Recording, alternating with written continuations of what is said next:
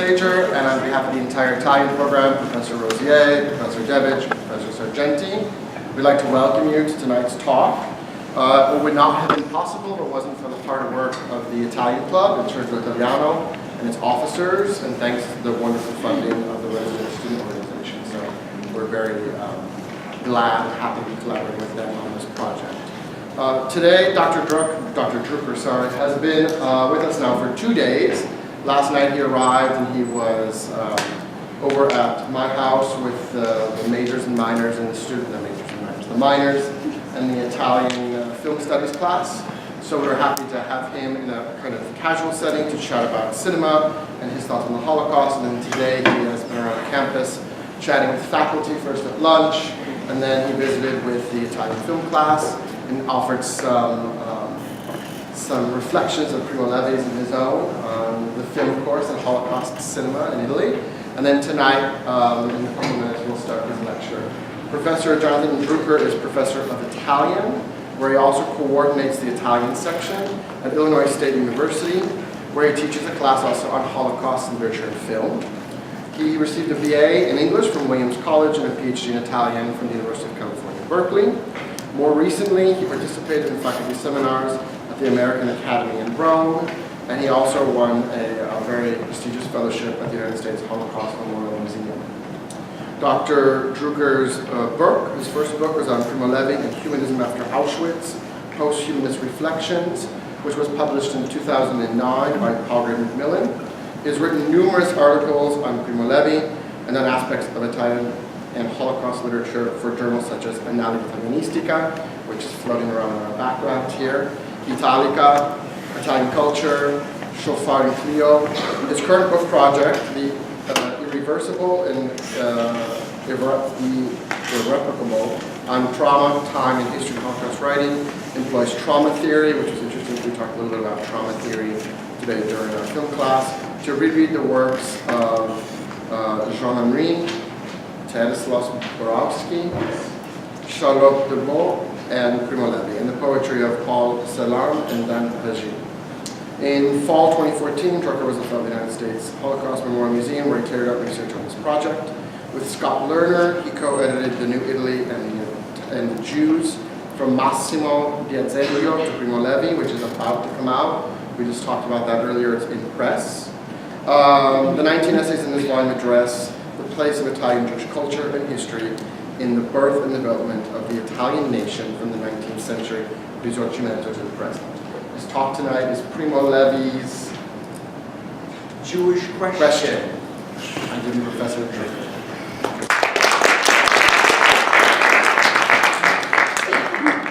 Thank you so much for coming out on a cold night. I really appreciate it. I'm really delighted to be here in Fayetteville. I think your campus is beautiful. I've met people who are just full of energy for learning and study, so I'm really impressed. And I want to thank the Circolo Italiano, your student-run Italian club, for this invitation to speak, and also to Professor Ryan Calabretta Sager for his kind hospitality. Students at the University of Arkansas are truly lucky to have a dynamic Italian studies program led by Professors Louise Rosier and Calabretta Sager. So, thank you. I will give a talk of approximately 40 minutes. It's pitched more to the students than to their professors this time around. And it's on this important and fascinating Italian writer, Primo Levi, who was born in 1919. His 100th birthday is coming up soon. And who died in 1987, apparently of a suicide, which we can discuss more in Q&A if you would wish. His hometown was Torino, in the northwest of Italy, in the region of Piedmont, Piemonte. And it's the Detroit of Italy. It's where Fiat is located. And it's an important city in the story that I'm telling this evening. The first photo is a young Primo Levi. He was a person of many dimensions, an industrial chemist, a public intellectual, a writer on many topics, and in many genres. Most importantly, he was a Holocaust survivor writer on the rank of the justifiably famous and indispensable Elie Wiesel. And as one of the world's most influential Holocaust writers, and one of the best-known Italian Jews, Levi has exerted a strong influence on how the Holocaust has been understood and remembered in Italy and around the world. As a Jew, Levi was deported to Auschwitz, the most infamous death camp, but far from the only one, and he survived to tell about it. He was arrested as a partisan who, in his own words, fought against Italian fascism very ineffectually. He was not a lawyer. But figuring that he would be executed as a partisan, he decided to admit, but also with pride, that he was a Jew in hiding. And he was officially then an Italian citizen of the Jewish race. This is what it would have said on his passport, which is a category that says much about fascism, state racism, to which we will return. He was deported to Poland in February 1944, and he was liberated from Auschwitz on January 27, 1945. And that day is now International Holocaust Remembrance Day.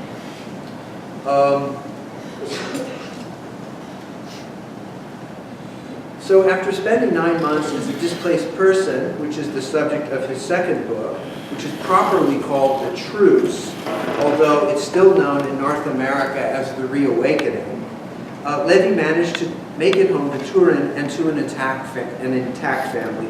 He lived out the rest of his life in the very apartment where he had been born. This is extraordinary. His life exhibits a remarkable amount of continuity when compared to the lives of so many other Holocaust survivors, like, for example, Elie Wiesel, who lost his home and his town and most of his family and much more. Levi's most important book is his Auschwitz memoir, titled If This Is a Man, still known in North America incorrectly as Survival in Auschwitz, a misleadingly optimistic title. Good news for American readers, in 2015, Norton Press published the complete works of Primo Levi, which includes the memoir, and titled correctly, If This Is a Man. And it's in a corrected translation, which is far more accurate than the 1959 translation that we have used up until now.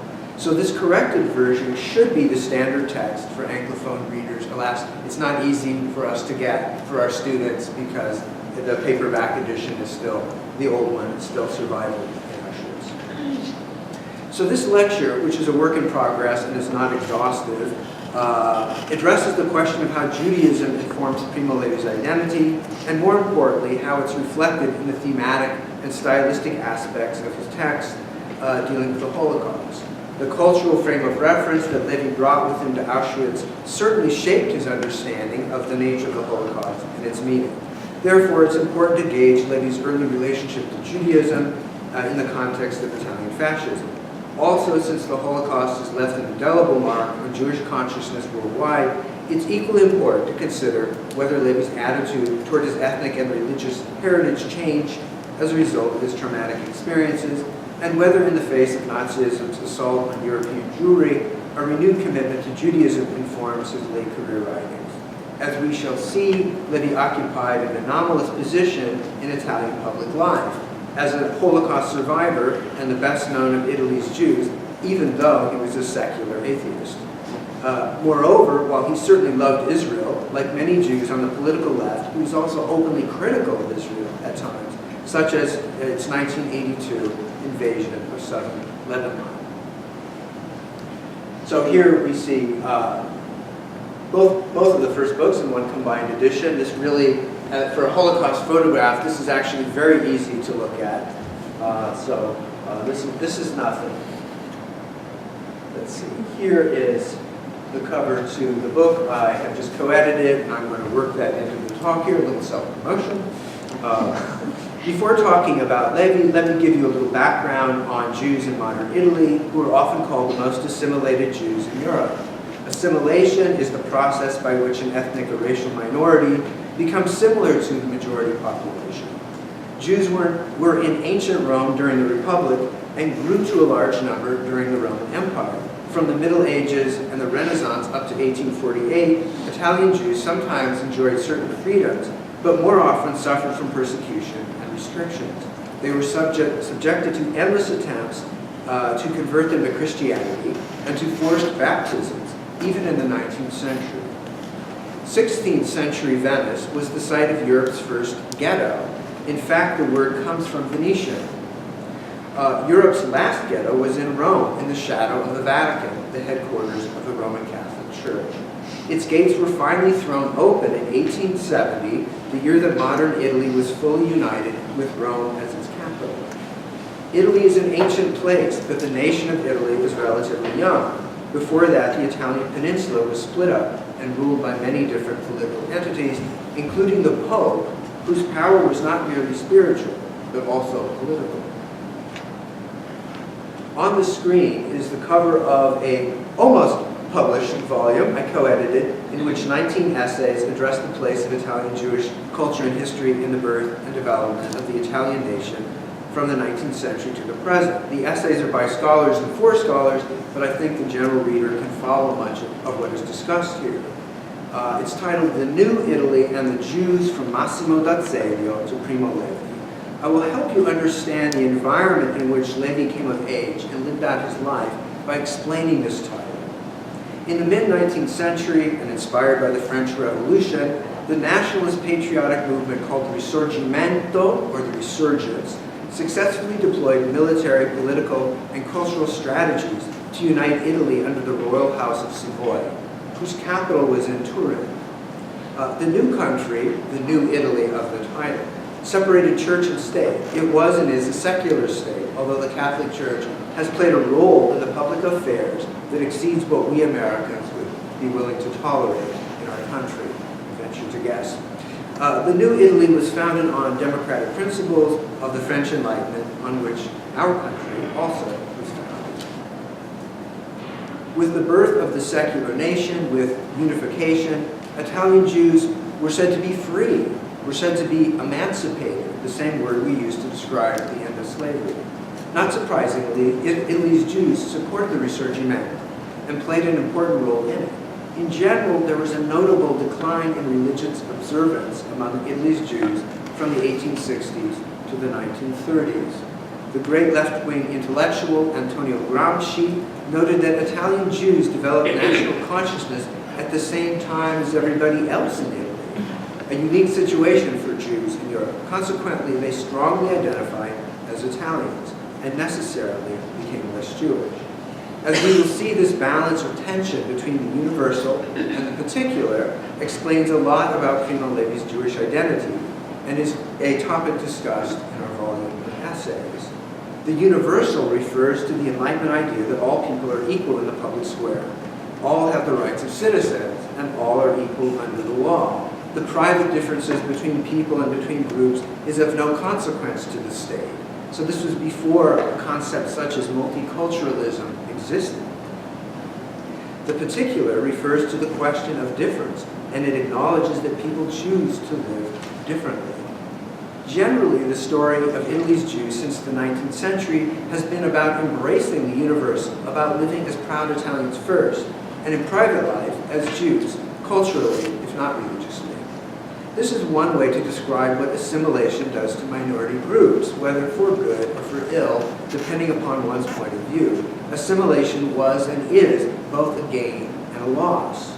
Almost immediately following emancipation, Jewish leaders grew concerned that the opportunities to participate fully in society were leading Italian Jews to become distant from their Jewish communities and from Judaism. Some even thought that Jews would need to move to Palestine to found a Jewish state to live fully as Jews, and this movement is called Zionism. So who is the Massimo d'Azeglio of our volume's title? D'Azeglio was from Turin and was an important instigator of the Risorgimento, and of special interest to us because he led a group of liberal Catholics engaged in a campaign for Jewish civil rights in around 1847. The ultimate goal of the campaign on behalf of the Jews was not to convert or to assimilate them, even though the liberals generally assumed that Judaism was an anachronism and had been superseded by Christianity.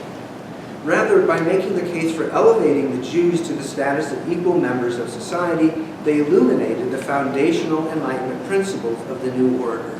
In short, D'Azeglio understood that any discrimination against Jews was morally right and absolutely essential to the creation of a modern nation based on equality for all. In the 20th century, D'Azeglio was so highly regarded in Turin that a high school was named for him. It was the very high school that Primo Levi attended. Levi, 100 years later and up to the present, is an important figure at the other end of this uplifting story about Italian Jews and the destiny of modern Italy, but also with the tragic fascist interlude and the Holocaust, when the promise of the Enlightenment was betrayed. And this brings me to the cover, to the image on the cover. It is a nighttime photograph of the Mole Antonelliana. It's Turin's most notable landmark and so familiar a national monument that it appears on the Italian version of the 2-cent coin. This edifice functions as a singular icon that links D'Azeglio and Primo Levi within a real and metaphorical geography.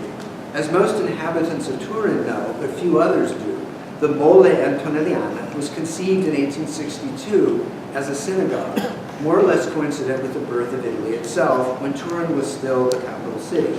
The recently emancipated Jewish community had intended it in a practical sense as a functioning place of worship and symbolically as a testament to the new era, the new nation, and the end of the ghettos and the dawn of the age of equality, in which even the Jews could take their distinctive place on the urban landscape.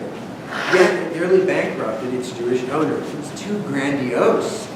So in 1877, the Jewish community of Turin demonstrated emphatically its support for secularity, equality, and patriotism by giving the Mole Antonelliana to the city of Turin, which eventually made it into a new museum of the Risorgimento, which fits perfectly with the story our volume of essays tells about the Jews and the creation of modern Italy, about a story of synthesis and rupture. And as Professor Calabretta Sager surely knows, the building found what may be its true calling only relatively recently, when it became the National Museum of Cinema, and thus, as it were, the virtual screen onto which the nation's stories are projected.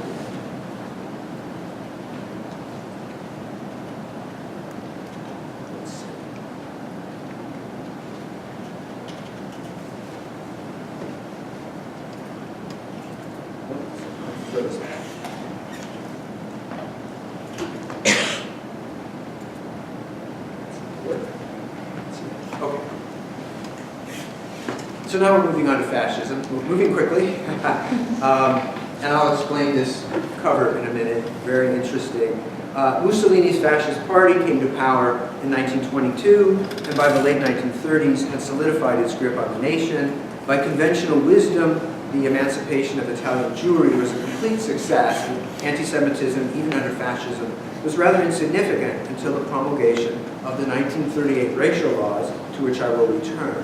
While new research presents a more complex and troubling picture, Levy's texts largely uphold the established notion that before 1938, all doors were open to the Jews in Turin. Born into a moderately secular and bourgeois family, Levy grew up in the 1920s and 30s among Jews and Gentiles who at first ignored fascism, then accommodated themselves to it, and finally reviled it. Levy's father was not an anti-fascist or even a mild dissenter. In fact, he joined the party, but reluctantly and for professional reasons. At most, he dismissed Mussolini in private as a mamzer, which in Hebrew is an estranged person, i.e. a bastard. I should add that many Turinese Jews and were members of the Italian establishment in the decades before the fascists came to power, and several were prominent fascists up until these 1938 racial laws made them second-class citizens. Yes, many Jews who became victims of fascism had been its early supporters. As their name makes evident, the racial laws mimic the anti-Semitic Nuremberg laws put in place in Nazi Germany. These laws created a legal structure to exclude Jews from the society on the basis of a pseudo-scientific notion that Jews constituted a different race from Italians, an inferior and contaminating one at that. Jews certainly constitute an ethnic group, but not a race. So take note, these days many anthropologists reject the notion that races really exist in a precise and meaningful way.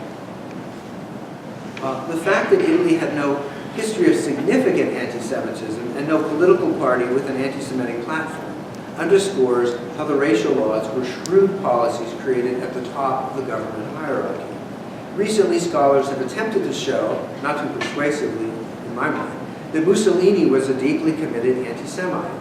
perhaps, that this would not have been a necessary condition for the promulgation of the anti-Jewish policies. It's sufficient to surmise that what Mussolini saw when he visited Hitler in Berlin in 1937 was the mobilizing power of racist discourse. He saw that it's useful to have a scapegoat, to have a we and a they, especially when your support is wavering. Among other constraints, the racial laws restricted the civil rights of Jews, excluded them from public office and from public schools and higher education. Primo Levi was able to finish his college degree in chemistry, but just barely, because he'd already enrolled in a program when the laws came into effect. Additional laws stripped Jews of their assets, restricted travel, and provided for their confinement in internal exile, as was done for political prisoners. While its principles were contradictory, Italian fascism's consistent program was national regeneration, a return to ancient Roman greatness that would only be achieved after Italy ridded itself of non-Latin elements. Levi lived through a time when Mussolini's government misused biology to contend that all true Italians were descendants of the ancient Romans, and that the threat of miscegenation, of race mixing with Jews and the newly colonized Africans legitimated severe measures to protect that purity. Levi's his own experience of being categorized as a Jew capable of polluting the Italian race prompted him to remark in his book, The Periodic Table, fascism does not want dissension and diversity, forbids them. And that is why you, and here he's speaking to himself, that is why you are not a fascist. It wants everyone to be the same, and you are not. End quote. This is in the autumn of 1938, when the government supported anti-Semitic magazine, The Defense of the Race, it's La Difesa della Razza, began publication. And so here, this is one of the covers from that time. It's pretty easy to read it. We have the sort of classic bust of the real ancient Roman roots of Italians, and then the sword that needs to separate them from the Jew with the characteristic kind of nose, and then with the African as well. So that's the rhetoric of this cover. There's a lot of them. They're very interesting. Let's see.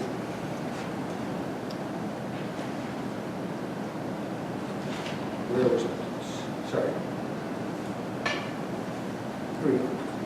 So, Levi remarked that during this period, there was much talk about purity. But then he added with evident irony, I began to be proud of being impure. I do not believe, myself, that he actually accepted that difference that was imposed on him externally by fascism was a positive value. Indeed, before the promulgation of the racial laws, he stated, it had not meant much to me that I was a Jew. While it is an anti-fascist position to be proud of one's impure status, I think in this case, for Levi to claim that he's proud of being a Jew is a form of resistance more than a personal conviction. Let's see. So, if this is a man, as Levi tells it, his own life before the racial laws demonstrates by the early 20th century, Turinese Jews were no less Italian than their Catholic neighbors. With a solid education in the canonical Western text and a university degree in chemistry, Levi deeply imbibed the values associated with science and humanism that were strongly embraced in Turin. So it's not surprising that he drew on both Darwin and a secularized Dante in writing his Holocaust survivor memoir. His scientific background is reflected in the detailed descriptions of the concentration camp and in the apparent objectivity of his even-toned narrative voice. His occasional recourse to biblical language and references are meant to engage the common inheritance of secular European culture rather than to articulate a specifically Jewish discourse.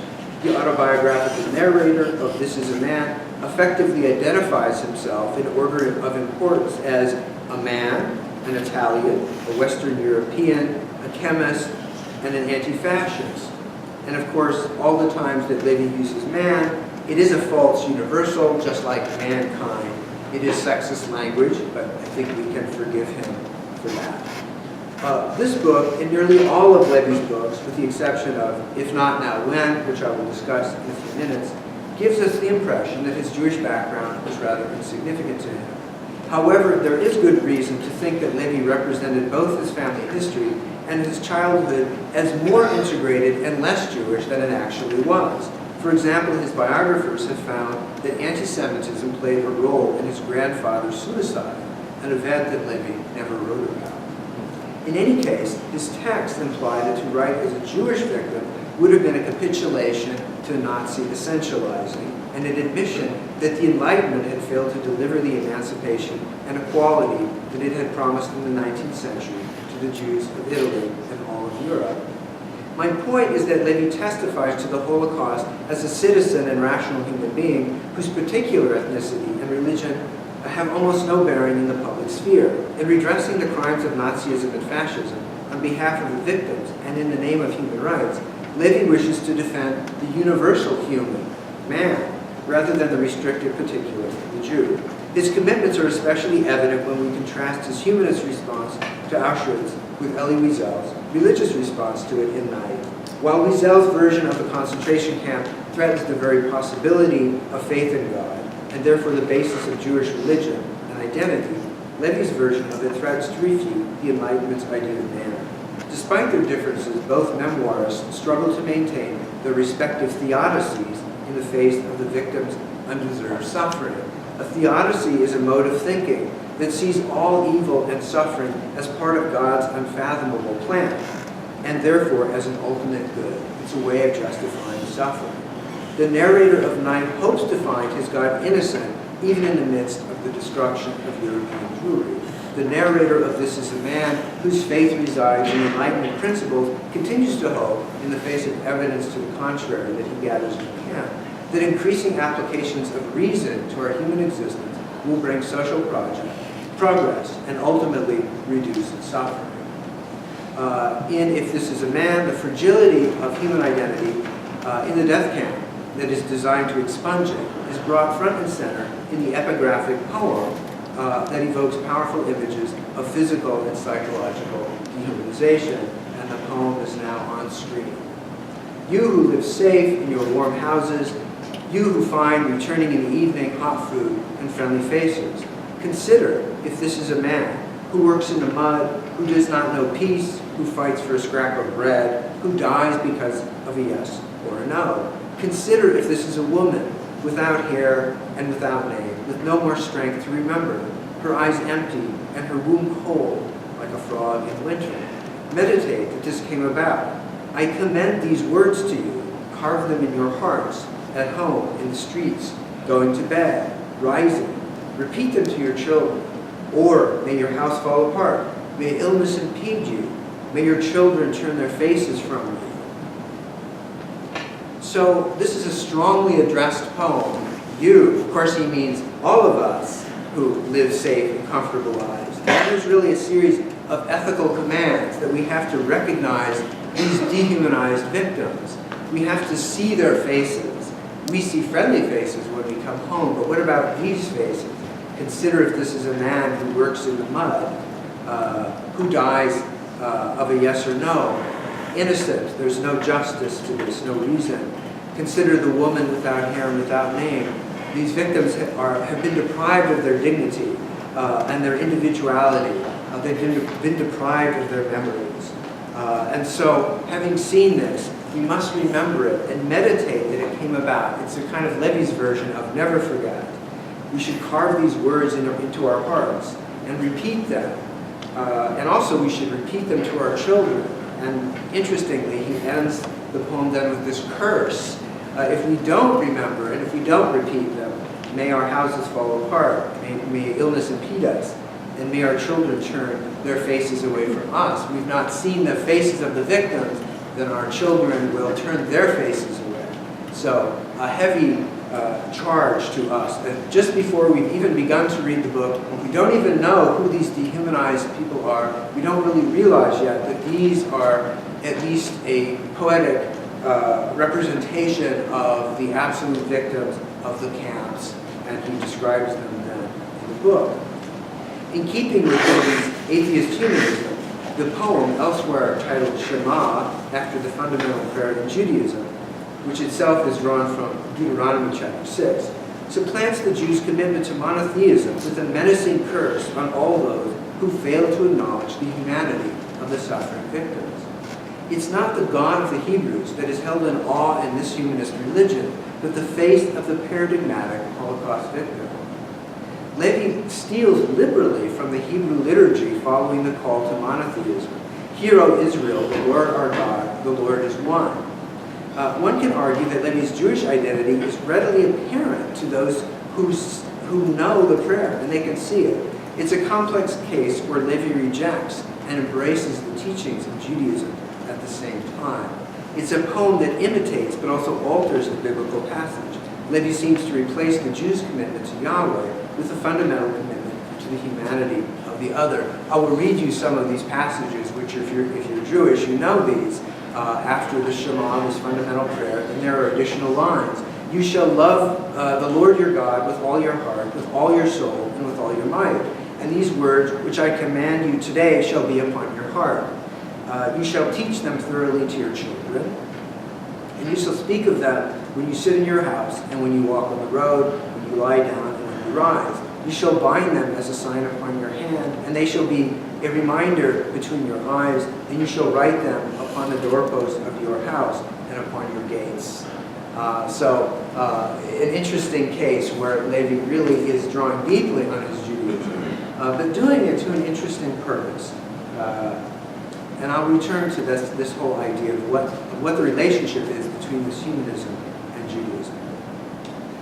Levi's poem is very important for announcing the theme of his book, drawn from a line in the poem, the memoir's title, If This Is a Man, although both hesitant and ambiguous, offers no promises of survival, like survival in Auschwitz does, but foregrounds questions about the definition of the word man and the conclusions or obligations that would follow from this if statement. If, there must be a then. Then what? Not surprisingly, readers are misled by the book's American title, which markets death camp survival as a kind of redemption. In reality, Auschwitz produced very few survivors, but an inconceivable number of men and women who, according to Levi and many others, were so completely drained of physical and mental vigor as to be only hollow shells. In large measure, it's the death camp's ferocious assault on humanity at large, not just individuals, not just Jews, that spurs Levi to write his testimony. Again, to understand more clearly Levi's humanism, compare his response to the rupture the Holocaust left in its wake with Elie Wiesel's religious response to this rupture at night. Wiesel focuses on the particularity of the victims, European Jewry, and on the damaged covenant between God and the Jewish people. In his memoir, The Existence of Auschwitz, in its relentless slaughter of the innocent, suggests that God is evil or weak or simply absent. In any case, the tenets of Judaism are under threat and need to be made whole again. In Levi's memoir, Auschwitz is understood as a dehumanizing machine that perverts the rational powers of the human mind for the purpose of undermining the Enlightenment's exalted idea of humanity. In the act of writing, Levi tries to repair the humanist concept of man, to reassert the principle of universality against Nazism's shocking determination that some among us are subhuman. While Levi's unquestioning faith in humanism weakened somewhat over time, he nevertheless continued to emphasize the threat Auschwitz posed to the universal man, with little reference to the threat opposed to Judaism. In his substantial introduction to the 1973 Italian Middle School edition, If This Is a Man, a venue where we would expect the author to speak clearly and directly to adolescents about why they ought to study the Holocaust, the word Hebreo, Jew, never appears. There's no specific reference to the fact that 90% of the victims in Auschwitz were Jews, and no mention that apart from the Roma, the Gypsies, Jews were the only category of prisoner whose personal actions, military, political, sexual, or criminal, had no bearing on their death sentences. Instead, Levi universalizes the meaning of the concentration camps, saying that the Holocaust is a lesson for all time, and warning that fascism is not dead. And I quote, "In almost every country there are prisons, juvenile detention facilities, psychiatric hospitals, in which, like Auschwitz, men lose their names and faces, their dignity, their hope." The chief problem, therefore, is not anti-Semitism, but the continuing attack on the integrity of the individual and the concept of man. A related lesson for Italian students is to avoid the dangerous road leading to the renunciation of reason, a path the Germans took when they acceded to the commission of genocide. Of course, Levi's concern with the threat of Auschwitz, that the threat of Auschwitz posed to Enlightenment values, and his tendency, I think, to underplay the particular ethnicity of the victims, both need to be understood in the Italian context. As we've seen, Italian Jews were small in number and were very well assimilated, and they constituted a tiny population on a percentage before the war and after. Moreover, anti-Semitism in Italy has nearly always been described as minimal and insignificant, even though this is a debatable claim. It's also relevant that Italy had been slow to address its 20-year embrace of fascism and its complicity in the Holocaust, an event which the Italian state finally commemorated for the first time only in 2002, 57 years after the events.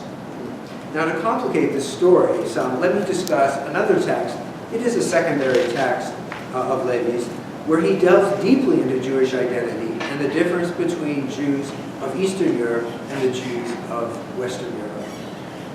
European Jews are made up of two large groups. Those living around the Mediterranean basin are the Sephardi, including the majority of Italian Jews, and are speakers of a Spanish-based language called Ladino. And those living in Central and Northern Europe, like my ancestors, are the Ashkenazi, speakers of Yiddish, a combination of German and Hebrew. Over time, Levi came to feel that Italians ought to know more about the Yiddish-speaking civilization that Nazism had almost destroyed, and he wished to debunk the widely held notion that Ashkenazi Jews offered no resistance to their slaughter during the Holocaust. In 1966, he came upon the kernel of a true story that he would embroider when a friend recounted volunteering in a refugee assistance center in Milan in the summer of 1945, where he met a band of Eastern European Jews who were ex-partisans. They seemed to retain more dignity than the other refugees. In 1981, after months of historical research, Levi wrote, "If not now, when?" Drawing on well-known social history, he was careful to show a range of Eastern European Jewish types, from the observant to the unworldly to the well-traveled and politically sophisticated. Some of his characters saw in communism the fulfillment of the Enlightenment idea of equality, while others favored Zionism and sought a Jewish homeland. The book's title, which repeats but also alters one of the best-known aphorisms of Hillel, a Jewish sage, appears in the novel as a refrain of a fictional partisan song, said to be composed in June 1943. The song refers repeatedly, pointedly, to the history of Jewish persecution, as it announces the partisans' determined course of action. If not this way, how, they say. If not now, when, the title of the book. The emphasis on the words this way, così in Italian, denotes a manner of action that leads to Italy and eventually to Palestine. As with the poem Shema, Levi draws on the cultural patrimony of Judaism, but also remakes it to suit his artistic purposes. Hillel's original aphorism, very well known, is as follows: "If I am not for myself, who will be for me? And if I am only for myself, what am I? And if not now, when?" The aphorism suggests that self-love is ethical, but that a person who cares only for himself and not for the other as well, and right now, is not an ethical person. Levi certainly agreed with this. However, the protagonist of his novel, Mendel, asserts that there are times when ordinary ethics must be replaced by the ethics of war. This may explain Levi's motive for altering the second line of the aphorism, such that, "And if I'm only for myself, what am I?" becomes, "If not this way, how?" Thus, the concern for the other is supplanted by the path that must be followed this way by the ethical warrior who reluctantly brings violence to the enemy. When Levi's partisans finally arrive in Milan, they are amazed at the Italian Jews' comfortable hybridity. They are as much Italian as they are Jewish, and now that fascism has been defeated, they seem to be truly at home once more. A skeptical character named Francesco, an Italian communist and former partisan, cannot understand why Mendel's band of partisans is leaving their home country. In a sense, why can't you live as Soviet citizens who happen to be Jews? But wishing he could explain, but impeded by linguistic and cultural barriers, Mendel thinks you have a home you fought for as well as your ideas, a home, a land beneath your feet, a sky above your head that is yours and always the same, a mother, a father, a girl, or a wife. You have something or someone that makes you want to live. If I spoke your language, I could try to explain to you. And with this encounter, Levi seems to suggest that Holocaust survival, already so difficult and painful, must be magnitudes worse for those from Eastern Europe who've lost families, communities, and the very landscape that nurtured them, all of which results in a traumatic uprooting that seems beyond repair. So it's very different than the Italian experience of the Holocaust. Even with a common language between them, Mendel could do no more than try to explain to an Italian Jew what it means to be radically homeless in the immediate post-war period. This nearly unbridgeable gap of understanding is one of the central challenges Levi faced in writing this novel, in which he attempts to address by joining the psychological dimension with the historical. And so in this text, Levi certainly demonstrates a passionate interest in Jewish life during and after the Holocaust.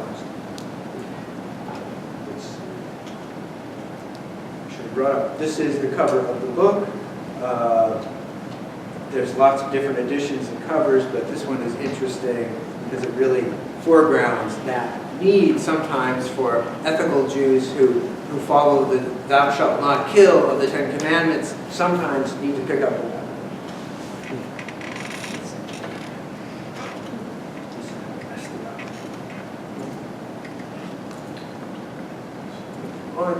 This happens to be, this photo is not taken in the United States, but it illustrates a little bit the section that I'm about to get into on Levi in America. This is Philip Roth, who really appreciated Primo Levi very much.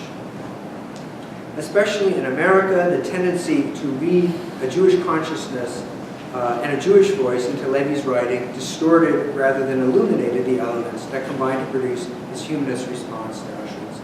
The single time he visited the United States in April and May of 1985, a few months after the highly successful reception of the periodic table in this country, he lectured at several universities and took questions from students and general audiences.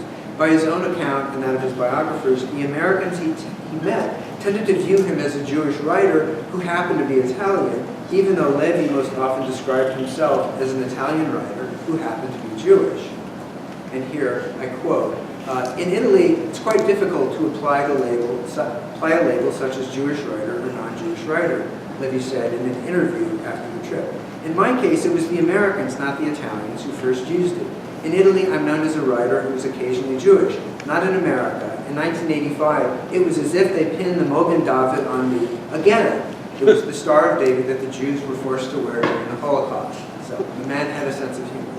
Nevertheless, I don't mind. As far as I'm concerned, it's fairly easy to define me as a Jew because almost all of my books deal with Judaism in one way or another.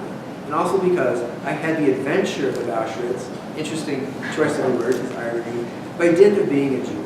In the same interview, Levi remarked with wonder at how much he had been made into a Jewish writer for the Jewish readers in the United States. I begin to wonder if any Goyim lived in America, that is, a Gentile.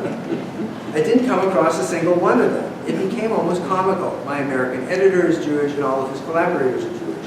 He introduced me to exclusively to illustrious American Jews. I spoke to Jewish audiences, and not just in New York, but everywhere I met. My wife and I began to wonder, where are the others? Anyway. So the idea that he testified to an authentically Jewish experience of Auschwitz inevitably ran aground when he encountered readers who'd actually read his books with care. At Indiana University, where Levi met students in Alvin Rosenfeld's Holocaust literature course, he was asked why, if this is a man, hardly ever mentions the presence of observant Jews in the camp. This well-founded question seemed to arise from the unmet expectation that Levi would be a Holocaust writer, much like the already familiar Elie Wiesel. In his answer, he turned the question toward the survival value of faith in general, whether religious or political. And in doing so, Levi revealed his characteristic interest in a universal human experience of the camps, rather than in a particularly Jewish one. I will skip a little bit, but just say that he, when asked again to speak about himself as a Jewish writer, and he was defined by at this conference as a Jewish writer. He said, "I've accepted the definition in good spirit, but not immediately and not without resistance." And this caveat affirms Levi's conviction that he felt his writing encompassed something more than a Jewish perspective. And now I will move to my conclusion.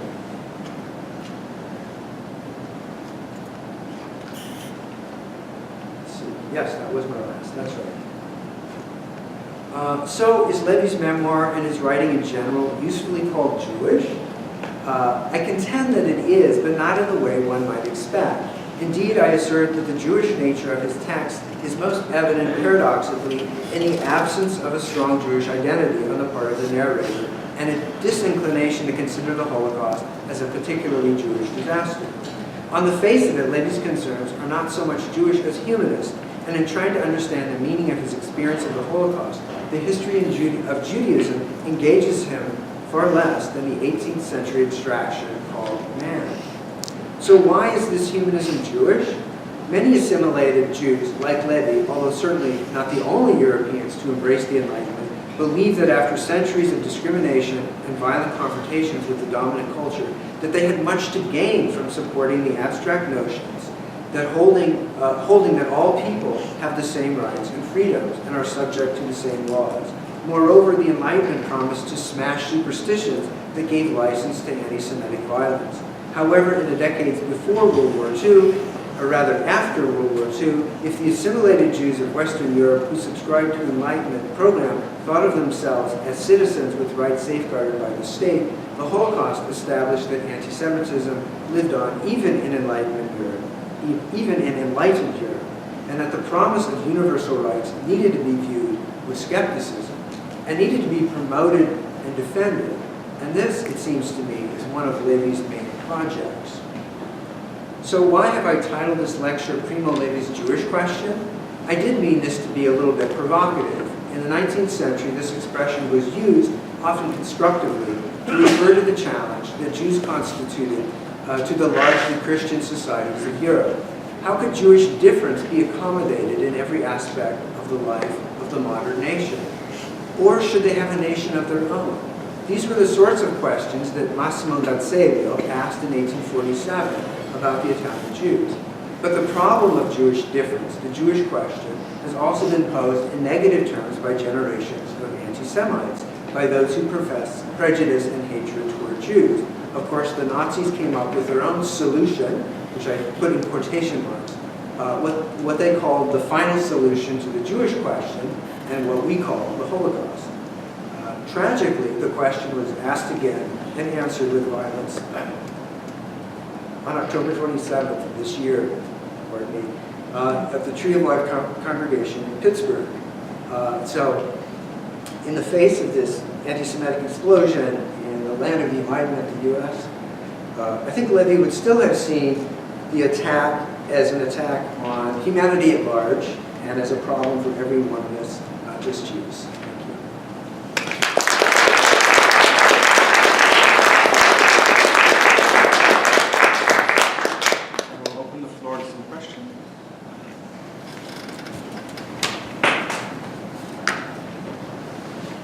Yes. So, in your opinion, do you think that Levi, in writing these books, was targeting like the population that wasn't Jewish, or everyone in general as a reflection?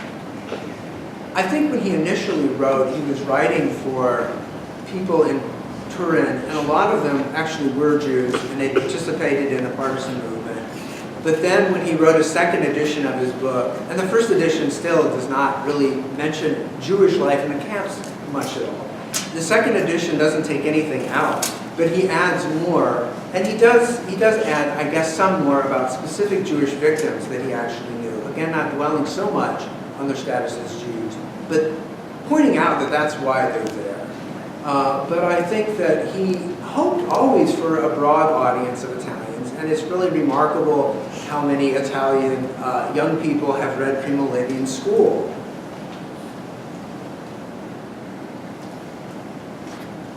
Yes? So assimilation was a big issue. And I don't know if I quite followed where he went with that.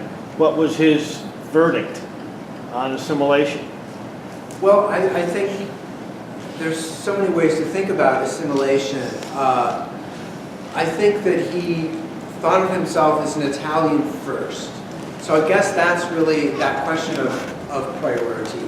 And I think of myself as an American first and as a Jew second, because I'm not a practicing Jew and it doesn't take up that much of my daily life, even though I'm interested in the Holocaust as a subject, and certainly it affects me also as a Jew. But I think that yes, he felt like for him assimilation, assuming that it worked, was a good deal, that the promise of full citizenship in Europe was what he wanted, and a lot of the people that he, that were in his intellectual community wanted. There's active Jewish life in Italy. He just was a little bit on the fringe of it, but still, he became one of Italy's most famous Jews, and that pulled him in. So what did assimilation mean? To Levi? Or? Yeah, to Levi. As I said, I think it meant for him that in the centuries past, he would have said, my ancestors led a more Jewish life than I do. Being ghettoized forced them to, and there were certain joys to being in a community, but I think he would say, I prefer this modern nation with my rights and freedoms to participate in a broader life. There are other texts of his that I didn't talk about, I just didn't have time, where he really addressed some of his ancestors, and in fact, the story that he talks about them in is called argon, and as a chemist, for him, that has a particular meaning. It's a noble gas, and the noble gases do not easily combine, and that was his point, is that my Jewish ancestors did not mix with the Italian Gentiles around them. They were like argon, whereas he mixed a great deal more. So I hope that begins to give you a sense. Yes. Yeah. Hey, Natya. Just to follow up on that, so you mentioned that since he identified as Italian, he's an assimilated Jew, but I think you point out to his hybrid identity. I mean, you're not just Italian. No, I mean, the hybridity is always there and never denied, absolutely.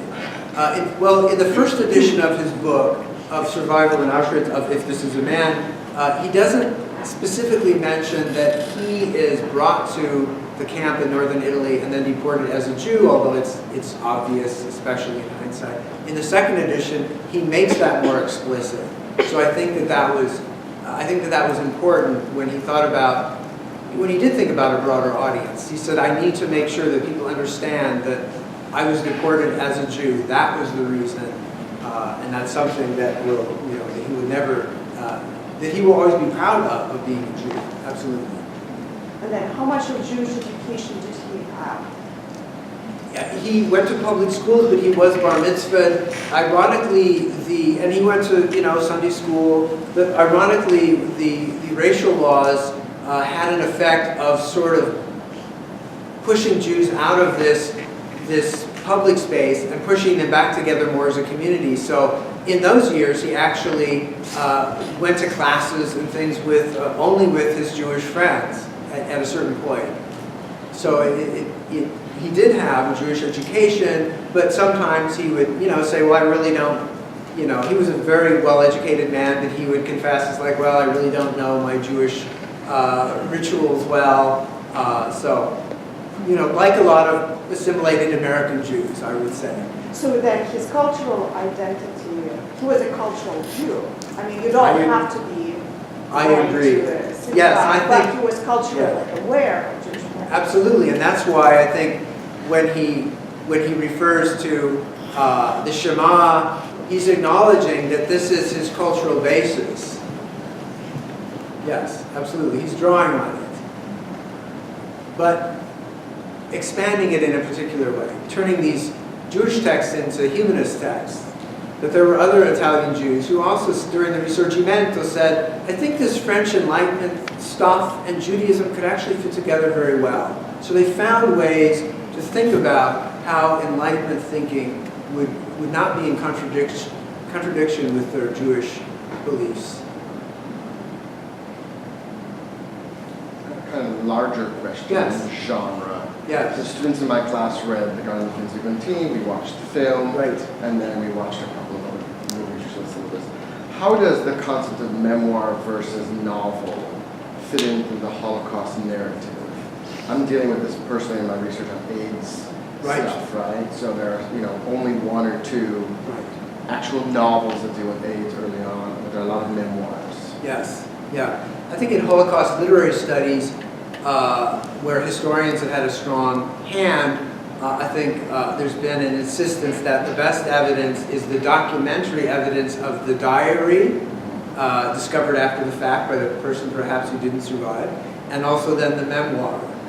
And then, so the fictionalizing becomes, it definitely can be done, but it has to be done very carefully. But there are some early interesting examples of Holocaust fiction. In the case of Tadeusz Borowski, who wrote This Way for the Gas, Ladies and Gentlemen, about whom I've written, and also Liana Milu, another wonderful Holocaust writer. Both of them were in the camps, but they both took their experience and used the elements of fiction to give them a certain freedom to create a certain kind of compelling, coherent story that would really bring the reader a lot of truth. And so it's not right to say that fiction always strays from truth. So I think, I'm sure that would be true in AIDS writing as well. Yes? So, if I understood you correctly, it was very intriguing how you explained that the religious, particularly Ashkenazi Jews, Elie Wiesel, wrestling with the issue of theodicy after the Holocaust, what happens to belief in God after that. And he was wrestling with the issue of how do you believe in the Enlightenment after that. So, but I didn't quite catch where you came out on that, or where he came out on that. Did it drive him? Was part of that wrestling with the viability of the Enlightenment what opened him up a bit more to his Jewish background, or is it unrelated? I would say it's unrelated, but I think that he had the tools of the Enlightenment when he first tried to grapple with the subject, but I think that over time he became a little bit more despondent about the possibilities of, let's say, explaining what had happened in Auschwitz, about the possibilities for progress. So I think he became a little bit discouraged about it, but ultimately still held on to that as really the only thing that would advance human life. But I don't think it drove him. I don't think those. I know certainly for some people, the doubts about our secular institutions could drive someone to religious faith. But I don't think that that's the case with him. He was really a lifelong atheist, and said it many times. Yes?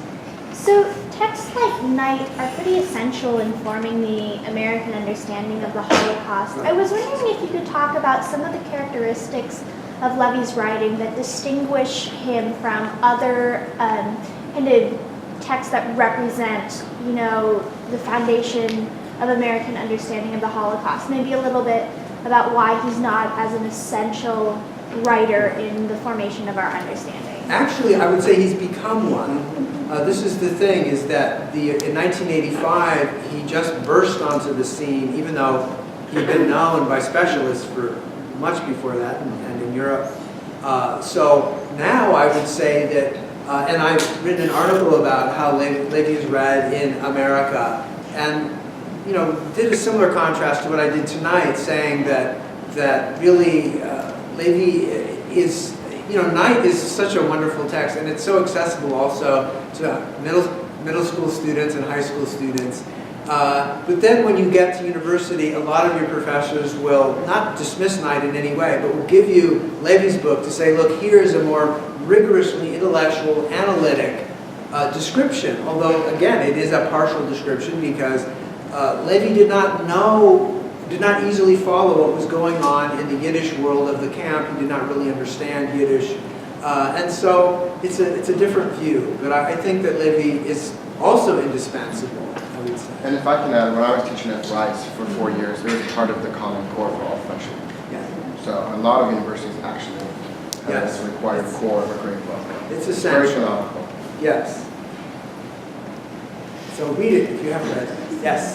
You mentioned at the beginning that he might have committed suicide. Do you mind further explaining that? That's something that usually comes up because people are really interested in this idea. Some people feel that really it's just that he was on this blood pressure medicine, his blood pressure dropped, and he fell over the low railing in the apartment building, which was on the 3rd or 4th floor of this tall building. And, it was an accident. I mean, here was a man who wrote many, many books. He didn't leave a suicide note. I mean, he didn't, explain why. So others have said, okay, you're engaging in wishful thinking. We know that he was depressed toward the end of his life and he was despondent. And he wrote in such an optimistic way, the rationalist, the scientist. You're fooled. You don't realize that he actually was maybe a depressive throughout his life, and only his closest friends knew that. Probably initially I thought, oh, it was just an accident because I didn't want to believe it. And then reading more texts and biographies and things, and his grandfather committed suicide, and sometimes suicide does have a genetic component, the depression part. So I thought, well, yes, maybe it is possible. An important thing to keep in mind, though, is that it seems that survivors of concentration camps don't commit suicide at a higher rate, having survived, they don't commit suicide at a higher rate than the rest of the population. And so the important thing for me is, given the uncertainty we have, is to not read this back into the texts. That's what I find troubling, is when someone says, well, he survived Auschwitz, but and he talked about the lessons learned, but maybe Auschwitz got him after all. And I think that that's too simplistic, that he had a whole life after that, and he had many things going on in his life. And he was aging, he had some health problems, he had some family issues. I guess that's the most important thing, is it's not important for me to resolve the question, but it's important to not make too much of it in how we read the books. But thank you for asking. Any other questions? Professor Drucker will be here for a couple more minutes if you want to come up and introduce yourself or ask any questions. There's some cookies here. So before we dismiss, let's thank him again for